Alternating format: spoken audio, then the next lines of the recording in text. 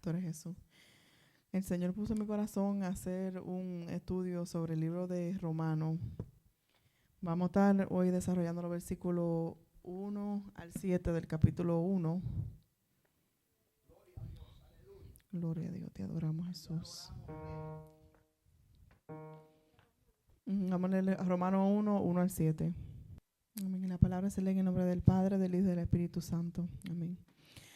Pablo, siervo de Jesucristo, llamado a ser apóstol, apartado para el evangelio, que él había prometido antes por su profeta en las Santas Escrituras, acerca de su Hijo, nuestro Señor Jesucristo, que era del linaje de David, según la carne, que fue declarado Hijo de Dios con poder, según el Espíritu de Santidad, por la resurrección de entre los muertos, y por quien recibimos la gracia y el apostolado para la obediencia a la fe en todas las naciones, por amor de su nombre, entre las cuales estáis también vosotros, llamados a ser de Jesucristo. A todos los que estáis en Roma, amados de Dios, llamados a ser santos. Gracia y paz a vosotros, de Dios nuestro Padre y del Señor Jesucristo. Amén. Así vamos a orar. Padre, te damos gracias por tu palabra, Señor. Gracias por este manantial, esta fuente de agua viva, Padre, que está en tu palabra, Señor. Te pido, Padre, que tú me des la sabiduría para hablar de ella, Jehová Dios mío. Que seas tú, Padre, impartiendo el conocimiento, Padre, la revelación de ella, Jehová Dios mío, Padre, para la edificación de cada una de nuestras vidas, Jehová. En el nombre de Jesús te lo pido. Amén. Gloria a Dios. Aleluya. Quiero comenzar dando un breve resumen de lo que va a tratar el libro de Romanos, la epístola del apóstol Pablo a los romanos, aleluya, el autor, en qué año se escribió y los temas que se hablan en esta epístola, gloria a Dios, aleluya. El autor de esta epístola es el apóstol Pablo y se escribió alrededor del año 56 después de Cristo. Los temas que se van a estar tratando es la justicia de Dios en el evangelio de Cristo. Algunas características que nosotros podemos ver en el libro de Romanos es que comúnmente se le considera la más grande exposición de doctrina cristiana en toda la Escritura. Desarrolla en forma lógica y ordenada profundas verdades teológicas y está llena con los grandes temas de la redención, la culpa de toda la humanidad, nuestra incapacidad para ganarnos el favor de Dios, la muerte redentora de Cristo y el don gratuito de la salvación que solo se puede recibir por fe. Como Pablo no había visitado a Roma, la epístola no trata problemas locales específicos, pero contiene enseñanzas generales que son aplicables a todos los cristianos de todos los tiempos. A través de la historia de la iglesia, el mensaje de la epístola a los romanos ha provocado mucho avivamiento a medida de que la gente descubre la magnificencia de Dios y su gracia para con nosotros. Vemos que en el contenido del libro de Romanos se trata el tema doctrinal que más le interesa a Pablo demostrar es que Dios es justo. Que más lo que vamos a resaltar en esta carta que vemos que Pablo escribió a los romanos es que vemos la justicia de Dios obrando en la vida de nosotros. Aleluya. Romanos nos enseña que no debemos confiar en nosotros mismos para la salvación, sino en Cristo. Que debemos imitar la fe de Abraham, que debemos de ser pacientes en tiempos difíciles, que debemos regocijarnos de que Cristo nos representa, que debemos crecer en la continua muerte del pecado, y todos estos subtemas vamos a estarlo desarrollando mientras vayamos leyendo los versículos y desarrollando los capítulos de Romanos. Que debemos caminar en cada momento con en el Espíritu, que debemos esperar la gloria futura y confiar en que Dios convertirá las bendiciones en bendiciones, nuestros sufrimientos actuales. Que debemos orar y proclamar el evangelio a quienes se hayan perdido, especialmente a los judíos. Que debemos alabar a Dios por la gran sabiduría de su plan de salvación. Especialmente en los capítulos 12 al 15, la carta ofrece muchos ejemplos específicos de la aplicación de las verdades cristianas. Muestra de cómo el evangelio trabaja en la práctica, como en la iglesia en el mundo. Por último, podemos aprender de Pablo el cuidado y las atenciones personales que manifestaba hacia los creyentes. Toda la epístola es la historia del plan redentor de Dios en Cristo, la necesidad de la redención y la detallada descripción de la obra de Cristo y sus implicaciones para los cristianos. La aplicación del evangelio de Cristo a la vida diaria, más específicamente Jesucristo es nuestro Salvador, quien obedeció perfectamente a Dios como nuestro representante, quien murió en sacrificio en lugar de nosotros y es el único en quien debemos tener fe para salvación. A través de Cristo recibimos muchas bendiciones que son: 1, la reconciliación con Dios; 2, justicia y vida eterna; 3, identificación con Cristo en su muerte, sepultura y resurrección; 4, estamos vivos para Dios; 5, libre de condenación; 6, herencia eterna; 7, que sufrimos en el Señor; y 8, que somos glorificados con Él y somos como Él. El hecho de que aún Él intercede por nosotros, sin duda toda la vida cristiana se vive a través de Cristo, de la oración, experimentando el gozo, la exhortación, la alabanza a Dios, y en general vivimos para Dios, para hacer su voluntad. Amén. Ahora vamos a entrar en los versículos, gloria a Dios. Aquí en el versículo número 1, Pablo comienza un saludo que él comienza diciendo: Pablo, siervo de Jesucristo. Y algo que me llamaba la atención es que esa es la introducción que él se da, sabiendo ya que para este tiempo Pablo llevaba alrededor de 20 años predicando el evangelio, que tenía una reputación de quién era Pablo. Muchas personas sabían que era una persona prominente entre los cristianos, que era un hombre que hacía varios milagros, que salvaba, por medio de él Dios salvaba muchas almas, que él tenía ya una reputación de alguien que era grande en medio de los cristianos, pero él se presenta como siervo. Un siervo, en el significado que se usa aquí, era alguien que recibía un salario, a veces tenía notable habilidad y responsabilidades, y por lo general recibía un buen trato y protección legal, pero no podía renunciar a su trabajo y escoger otro empleador. No podía renunciar a su trabajo y escoger otro empleador. Que nosotros vemos la actitud. Esta es la introducción que da Pablo a esta iglesia en Romano.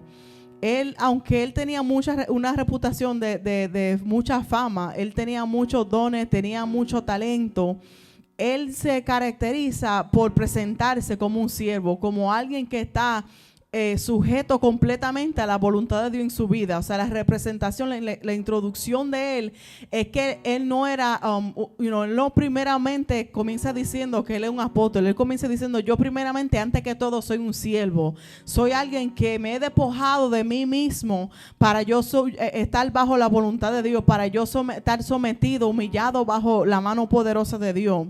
Y quiero hacer referencia a Gálatas 2:20, dice Pablo mismo hablando: con Cristo estoy juntamente crucificado, y ya no vivo yo, mas vive Cristo en mí. Y lo que ahora vivo en la carne, lo vivo en la fe del Hijo de Dios, el cual me amó y se entregó a sí mismo por mí.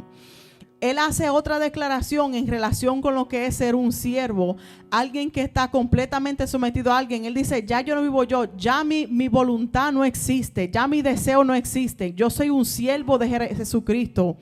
Algo que decía aquí, que dice que no podía renunciar a su trabajo, o sea, no era algo que tenían opción. La mentalidad de Pablo como siervo es que él no tenía opción, pasara por lo que él pasara, él no tenía opción de ser siervo de Jesucristo.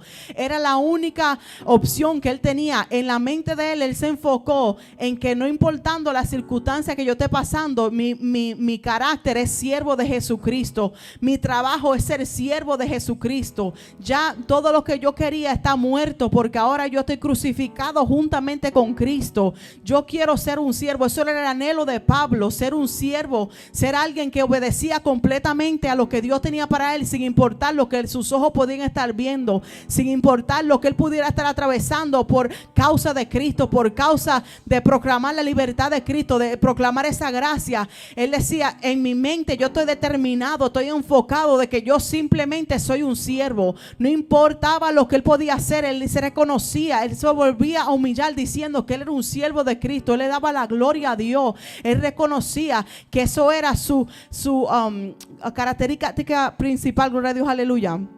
Vemos en Tito 1:1-4, cuando él se está presentando también en esta carta, él dice: Pablo, siervo de Dios y apóstol de Jesucristo. Una vez más, él pone la palabra siervo de Dios antes de ser apóstol. Conforme a la fe de los escogidos de Dios y el conocimiento de la verdad que es según la piedad. Porque alguien no puede tener un título, alguien no puede hacer algo en la viña del Señor sin antes tener esa mentalidad de siervo, sin antes tener ese corazón de siervo, aleluya. Porque muchas veces las personas escuchan títulos como apostolado, escuchan títulos como maestro, evangelista, pero el propósito final de eso es poder servir para la obra del Señor. Dice en el versículo 2 de Tito 1: en la esperanza de la vida eterna, la cual Dios, que no miente, prometió desde antes del principio de los siglos, y a su debido tiempo manifestó su palabra por medio de la predicación que me fue encomendada por mandato de Dios nuestro Salvador, a Tito, verdadero hijo en la común fe. Gracia, misericordia y paz de Dios Padre y del Señor Jesucristo nuestro Salvador. Gloria a Dios, aleluya. Dice aquí, para convertirse en un pronunciador eficaz del Evangelio, Pablo renunció a su libertad y se esclavizó a Jesucristo. Eso lo vemos en 1 Corintios 7:22, que él dice, porque el que en el Señor fue llamado siendo esclavo, liberto es del Señor. Asimismo, el que fue llamado siendo libre, esclavo es de Cristo. Esta una idea de convertirse en un siervo o esclavo se conceptualiza en el término griego doulos, que se refiere a una persona que legalmente es propiedad de otra y cuyo sustento y propósito están determinados por su amo. Otra vez volviendo a lo que es esa palabra de siervo, o sea, alguien que es un esclavo, alguien que no tiene dominio de sí mismo. Cuando alguien es esclavo, lo que el amo de esa persona dice que haga, él lo hace sin cuestionar. Solamente obedece a la palabra que su amo le dio. Y esa era la referencia otra vez que hace Pablo, soy siervo. Él entendía que para poder hacer el trabajo eficazmente, para poder predicar el evangelio con denuedo, para poder hablar con poder y autoridad, él tenía que convertirse en un siervo. Él tenía que aceptar que ya él no iba a entrar en lo que era la voluntad de él. Él iba a ser, aleluya, determinado su propósito por medio de su amo que era Jesucristo, aleluya. Y dice que decía que era propiedad de otra y cuyo sustento provenía de esa persona.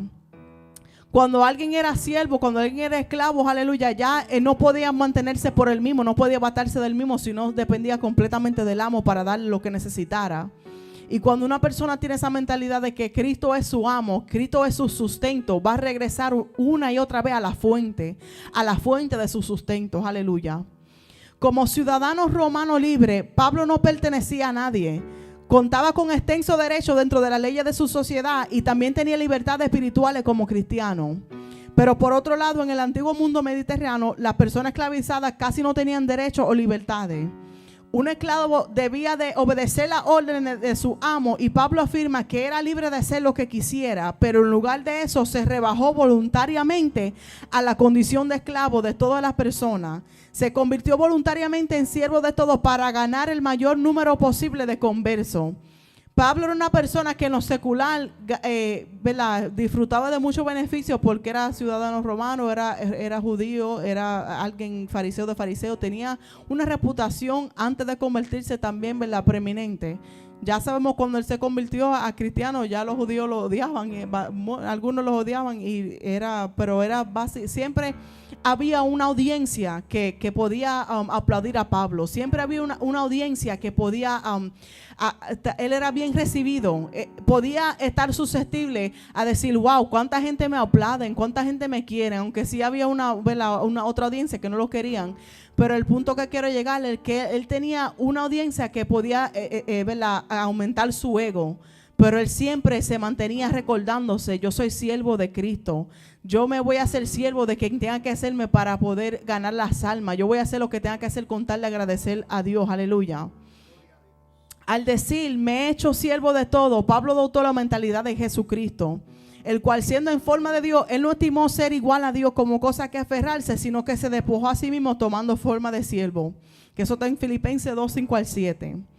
Jesús poseía la naturaleza de Dios con todas las libertades y ventajas que ofrecía la naturaleza, pero se rebajó haciéndose siervo de todo y muriendo en la cruz para convertirse en el Salvador del mundo. En 1 de Juan 4:14 dice, nosotros hemos visto y testificamos que el Padre ha enviado al Hijo, el Salvador del mundo. Pablo renunció a sus derechos, privilegios, afiliaciones y preferencias para servir a los demás y para promover la causa de Cristo. Me he hecho judío a los judíos para ganar a los judíos y a los que están sujetos a la ley, aunque yo no esté sujeto a la ley, como sujeto a la ley, para ganar a los que están sujetos a la ley. A los que están sin ley, como si yo estuviera sin ley, no estando yo sin la ley de Dios, sino bajo la ley de Cristo, para ganar a los que están sin ley. Me he hecho débil a los débiles para ganar a los débiles, y a todos me he hecho de todo para que de todo modo salve a alguno.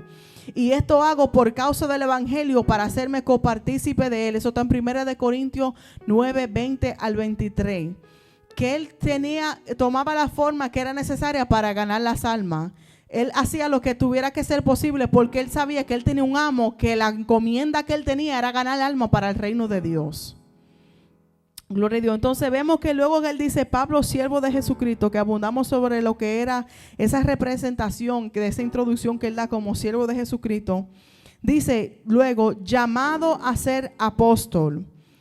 Este término apóstol alude a los líderes de la iglesia primitiva que gozaban de privilegio para regirla con absoluta autoridad y hablar y escribir la palabra de Dios sin error, las que se convertirán en parte de la escritura misma.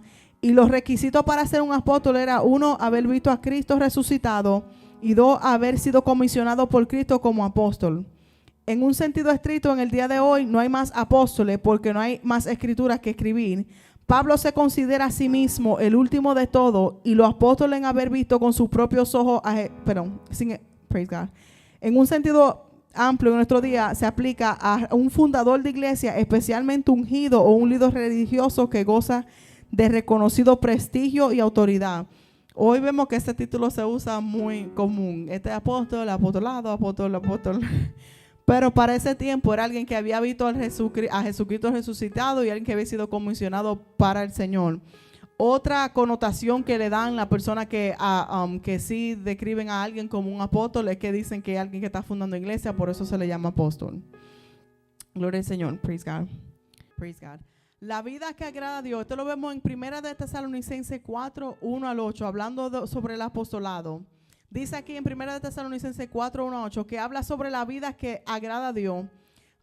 Por lo demás, hermanos, os rogamos y exhortamos en el Señor Jesús que de la manera que aprendiste de nosotros, cómo os conviene conduciros y agradar a Dios, así abundéis más y más. Porque ya sabéis que instrucciones os dimos por el Señor Jesús.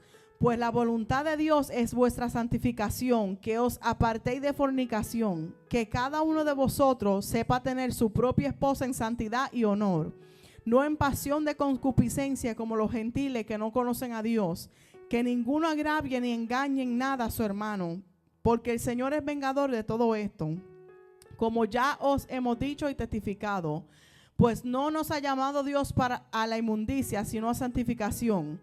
Así que el que desecha esto, no desecha a hombre, sino a Dios, que también nos dio el Espíritu Santo. Aquí en esta escritura, en 1 de Tesalonicenses 4, 1 al 8, 4 al 8, aquí está el apóstol Pablo hablando, dando una exhortación. ¿Cómo lo estoy relacionando con lo del apostolado? Porque ellos daban orden a la iglesia, pero esa orden que le daban a la iglesia era basado de la guianza del Espíritu Santo. Todo lo que ellos estaban diciendo a la iglesia, aconsejándole a la iglesia que hicieran, que eso es lo que vemos en los manuscritos hoy de la Biblia que nosotros leemos ahora, que dice, ¿verdad? Que vivan en santidad, que tengan su propia esposa, que no viven en fornicación, que no engañen, que dejen que el Señor sea que lo vengue, que sigan las instrucciones que ellos están dando, que sigan la voluntad de Dios. Esto, todo lo que hablaban los apóstoles eran de acuerdo con las palabras que hablaban Jesús. No era algo que estaba fuera de la enseñanza que estaban dando Jesús. No era algo que ellos estaban añadiéndole específicamente. Si uno se pone a analizar todas las cosas que se escribieron como enseñanza de lo que hablaron los apóstoles, eran en lineación de lo que hablaba Jesús.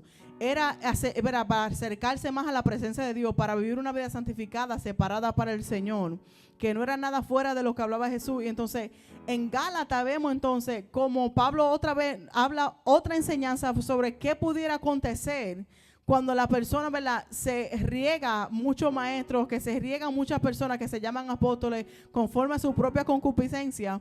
Dice aquí Gálatas 3, 6 al 9, estoy maravillado de que tan pronto os haya alejado del que os llamó por la gracia de Cristo para seguir un evangelio diferente. ¿Qué puede pasar? Que se comienza a propagar otro fundamento sobre el fundamento que ya está establecido. No que haya otros, sino que hay algunos que os perturban y quieren pervertir el evangelio de Cristo. Porque el enemigo siempre va a buscar imitar lo de Dios. Va a tratar de trastornar la verdad del Señor para que las personas no lleguen al camino correcto. En el versículo 8 dice: mas si aún nosotros o un ángel del cielo os anunciare otro evangelio diferente del cual os hemos anunciado, sea anatema. Como antes hemos dicho, también ahora se los repito: si alguno os predica diferente evangelio del cual habéis recibido, sea anatema. Y ese evangelio era la buena nueva de Jesucristo que habían escuchado. Pero ¿qué estaba pasando en ese momento? Que querían añadirle la gracia del Señor en ese tiempo, ¿verdad? Cuando se escribe esos versículos en el libro de Gálatas, que en otra forma diferente está pasando también en estos tiempos. Que hay personas que le dicen que escucharon una revelación de un ángel, que tuvieron un sueño. Pero cuando lo pasamos por el filtro de la palabra, se va en contra de lo que es la santificación, se va en contra de lo que es la verdad, la verdadera gracia de Dios, se va en contra de lo que es el poder alcanzar la santificación que manda el Señor. Aleluya. Toda enseñanza apostólica era basada en los principios fundamentales de la gracia de Jesús, que habla del evangelio de Dios. La palabra evangelio significa buenas nuevas, así que el evangelio de Cristo son las buenas nuevas de su venida, con el fin de ofrecer el perdón de los pecados a todos los que en él crean. Entonces vamos a pasar entonces al versículo 2. Dice que él había prometido antes por sus profetas en las santas escrituras. Vemos en Gálatas 3:8 que dice: y la escritura, previendo que Dios había de justificar por la fe a los gentiles, dio de antemano la buena nueva a Abraham, diciendo: en ti será bendita todas las naciones, que era, ¿verdad?, una señal de lo que hablaba de Cristo. Jesús, praise God, me fui para adelante, praise God, que dice aquí, hablaba de la buena nueva a Abraham, diciendo que en ti serán benditas todas las naciones, refiriéndose a Jesucristo. Cuando miramos ese versículo, dice: él había prometido antes por su profeta en la Santa Escritura. Vemos que podemos hacer la relación de lo que hablaba en el Antiguo Testamento, que era la sombra de lo que había de venir en el Nuevo Testamento. Los profetas hablaban de esta buena nueva que iba a venir, que iba a ser a través de Jesucristo. Y voy a dar algunas referencias del Antiguo Testamento, de algunas de estas palabras, estas profecías que vinieron de parte de los profetas, que hablaba sobre, por ejemplo, cómo él iba a ser descendiente de Abraham. Que eso era en Génesis 18, que decía: habiendo de ser Abraham una nación grande y poderosa, y que en él han de ser benditas todas las naciones de la tierra, que eso iba a ser porque él era descendiente de Abraham y que iba a venir a Jesús. El cumplimiento de eso lo vemos en el libro de la genealogía de Jesús, hijo de David, hijo de Abraham, en Mateo 1:1. Otra profecía que se había hablado en el Antiguo Testamento, en Isaías, era que no iban a creer en él. Eso lo vemos en Isaías 53:1. ¿Quién ha creído nuestro anuncio y sobre quién se ha manifestado el brazo del Señor? El cumplimiento de esa palabra lo vemos en Juan 12:37 al 38. Pero a pesar de haber hecho tantas señales delante de ellos, no creían en él, para que se cumpliera la palabra del profeta Isaías, que dijo: Señor, ¿quién ha creído a nuestro mensaje? ¿A quién se ha revelado el brazo del Señor? O sea, fueron tantas señales que se vieron el cumplimiento de eso en el Nuevo Testamento, de lo que hablaron los profetas en el Antiguo Testamento. Otra profecía era que sanaría a muchos enfermos. Eso lo vemos en Isaías 53:4. Ciertamente Él llevó nuestras enfermedades y sufrió nuestros dolores. Nosotros lo tuvimos por azotado, como herido por Dios y afligido. El cumplimiento, uno de los ejemplos, porque Él hizo muchas sanidades, lo vemos en Mateo 8:16. Al atardecer trajeron a él muchos endemoniados, con su palabra echó fuera los espíritus y sanó a todos los enfermos. Otra profecía del Antiguo Testamento es que sería rechazado por su pueblo. Eso lo vemos en Isaías 53:3. Por eso a Isaías se le llama el quinto evangelio, porque había mucha profecía del Mesías. Fue despreciado y desechado por los hombres, varón de dolores y experimentado en el sufrimiento. Y como escondimos de él el rostro, lo menospreciamos y no lo estimamos. Y el cumplimiento de eso lo vemos en Juan 1:11, que dice: a los suyos vino, pero los suyos no le recibieron.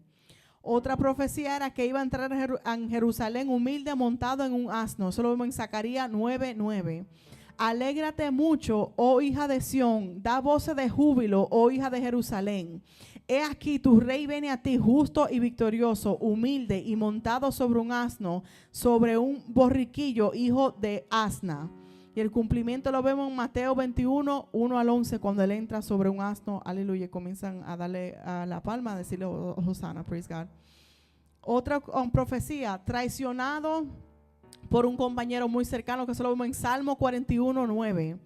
Aún mi amigo íntimo, en quien yo confiaba y quien comía de mi pan, ha levantado contra mí el talón. Ese cumplimiento lo vimos en Judas Iscariote, uno de los 12 discípulos, que fue los principales sacerdotes para entregárselo.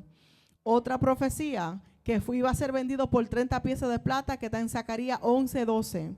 Y les dije, si les parece bien, denme mi salario, y si no, déjenlo. Y pesaron por salario mío 30 piezas de plata. El cumplimiento de eso lo vemos en Mateo 27:10, que fue el costo del Judas Iscariote entregar el maestro. Hubieron tantas señales que Jesús era el Mesías y aún así no creyeron.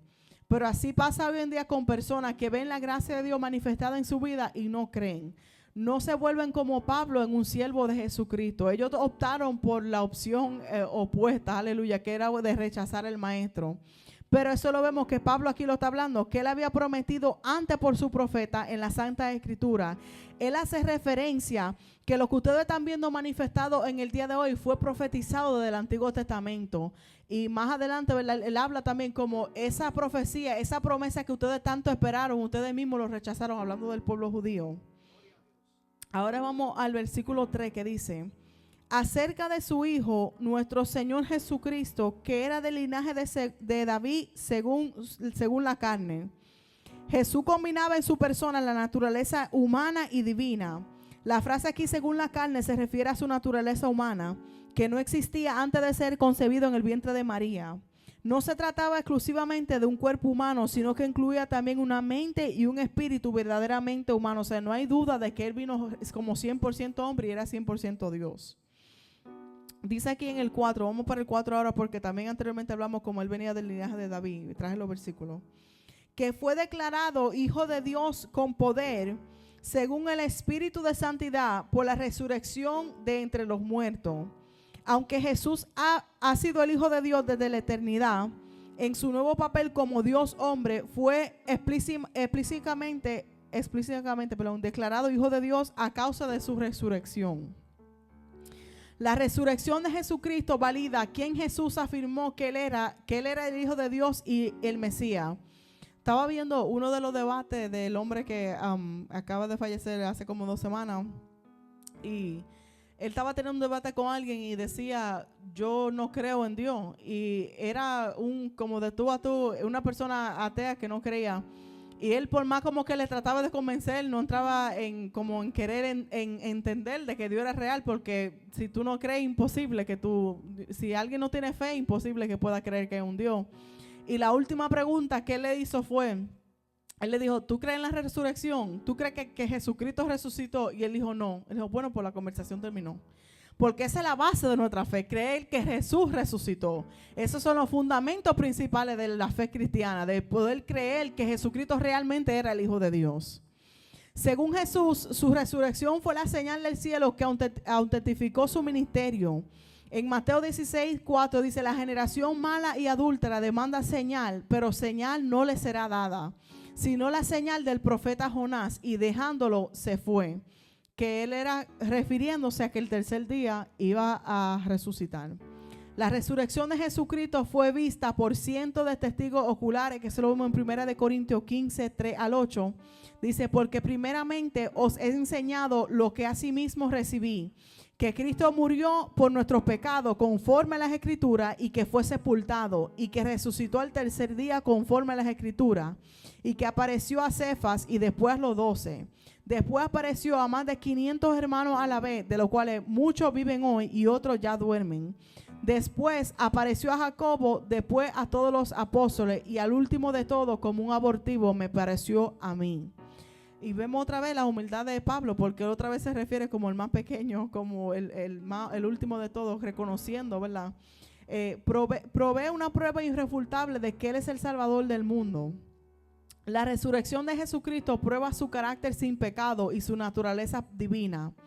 Las Escrituras decían que el Santo de Dios nunca vería corrupción, que eso está en Salmo 16:10. Y Jesús nunca vio corrupción, ni siquiera después de su muerte.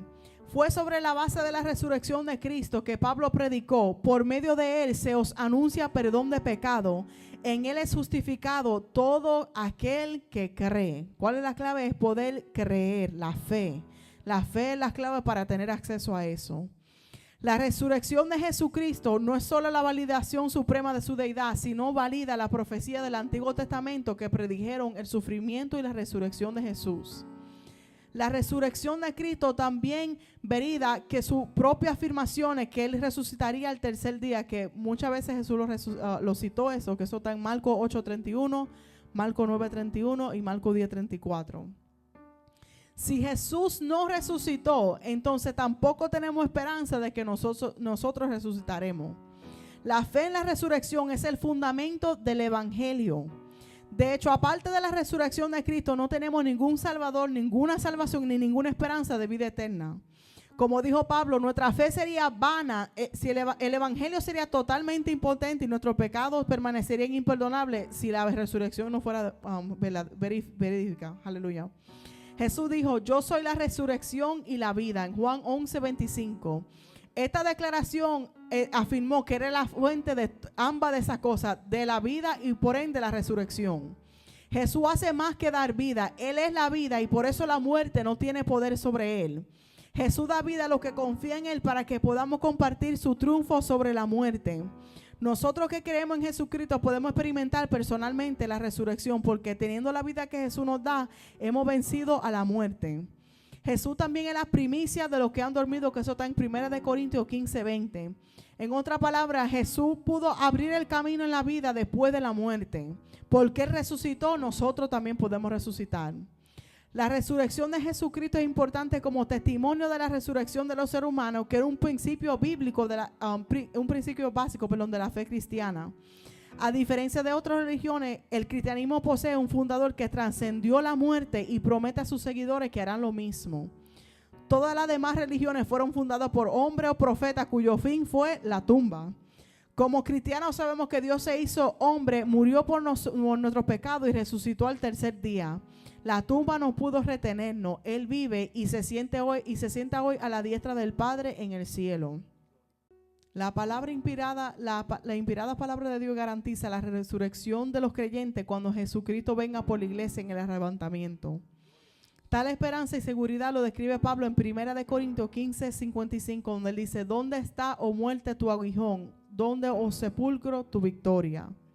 Praise God. La resurrección de Jesucristo no es solo la validación suprema de su deidad, sino que también valida la profecía del Antiguo Testamento que predijeron el sufrimiento y la resurrección de Jesús.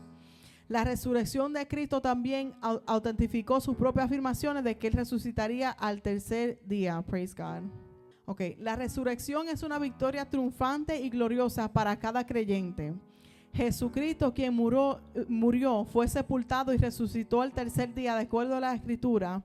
Los muertos en Cristo resucitarán primero, luego nosotros, y los que hayamos quedado y vivamos para su venida seremos transformados y recibiremos nuevo cuerpo glorificado, que eso está en 1 Tesalonicenses 4:13-18.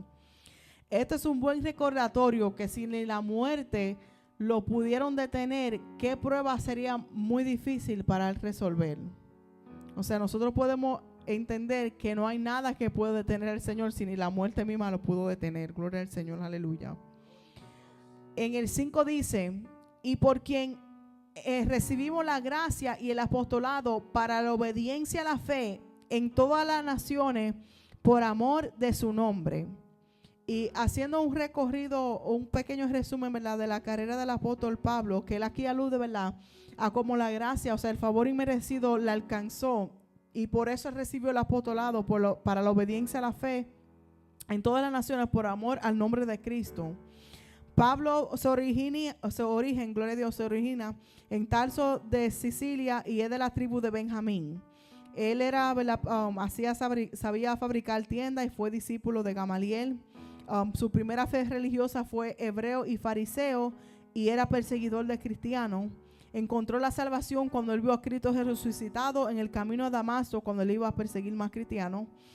Recibió el Espíritu Santo en una calle llamada Derecha y la iglesia en Antioquía fue instruida por el Espíritu Santo para que enviase a Pablo a trabajar en el trabajo misionero y llevó el evangelio a los gentiles. Algunas de las funciones desempeñadas por Pablo, que habló en el nombre de la iglesia de Antioquía en el concilio de Jerusalén, se opuso a Pedro, que eso está en Gálatas 2, 11 al 21, y disputó con Bernabé sobre Juan Marco en Hechos 15, 36 al 41. Algunos de los logros de Pablo es que tuvo 3 largos viajes misioneros que se encuentran en el libro de Hechos, los capítulos 13 al 20. Fundó numerosas iglesias en Asia Menor, Grecia y posiblemente España, que eso está en Romanos 15, 24 al 28, los versículos 24 al 28. Escribió epístolas a muchas iglesias y a varios individuos que ahora representan una cuarta parte del Nuevo Testamento. El fin de su vida, tras su arresto en Jerusalén, fue enviado a Roma, que eso está en Hechos 21, 27, 28, 16 al 31. Y de acuerdo con la tradición, su liberación de la cárcel le permitió continuar el trabajo misionero. Fue arrestado, encarcelado de nuevo en Roma y decapitado en las afueras de la ciudad de Roma, en las afueras de la ciudad. Dice aquí en el 6, entre las cuales están también vosotros, llamados a ser Jesucristo. O sea, dimos un pequeño resumen de lo que era la carrera del apóstol Pablo, de su llamado y su misión, ¿verdad? Cuando fue llamado para ser apóstol, para proclamar la buena nueva del Señor. Como él pasó tantas vicisitudes, pasó tantos momentos difíciles, pero en su mente siempre era la obediencia a la fe que él había profesado, a obedecer esa voz que lo llamó por amor de su nombre, aleluya. Y dice aquí en el 6, entre las cuales también estáis también vosotros. Él está hablando con una audiencia, con esa iglesia en Roma, llamado a ser de Jesucristo. O sea, que esto no era algo exclusivo, el poder servir, el poder ser llamado para servir a Jesucristo, para ser siervo de Jesús. No era algo que era exclusivo solamente para Pablo, ni para personas que podían hacer muchas cosas, sino para todos. Era un llamado a salvación para el mundo entero. A todos los que están en Roma, amados de Dios, llamados a ser santos, gracia y paz a vosotros, de Dios nuestro Padre y del Señor Jesucristo. Santo se usa comúnmente en el Nuevo Testamento para designarse a los cristianos. Podía traducirse literalmente como gente santa. Y vemos, ¿verdad?, ese saludo otra vez más que le dice gracia y paz a vosotros, de Dios nuestro Padre y del Señor Jesucristo. Reconociendo una vez más, ¿verdad?, la autoridad del Señor Jesucristo y a quien Él le sirve. Y Él comienza a decirle en ese saludo estos versículos que culminando con el 7, porque dije que iba a concluir en el 7, es solamente incluyendo la introducción, o sea, el saludo que Pablo le está dando a esta iglesia que no había visitado todavía. Pero esa presentación, esa introducción que Él está dando me parece, ¿verdad?, maravillosa, cómo Él se identifica y Él le muestra esa compasión que él tenía, que aunque no lo conocía personalmente, pero él amaba las almas, porque él deseaba visitar a Roma, pero no había podido todavía cuando él escribe esta carta. Y vemos, ¿verdad?, esa compasión que él tiene por las almas y ese deseo de que ellos tengan esa paz, porque me imagino que aunque no había visitado, había escuchado y sabía todas las cosas que ellos estaban pasando en ese momento. Y le dice gracia y paz a vosotros, de Dios nuestro Padre y del Señor Jesucristo. Y lo voy a dejar hasta ahí, praise God. Hasta aquí mi parte, que el Señor lo bendiga. Praise the Lord.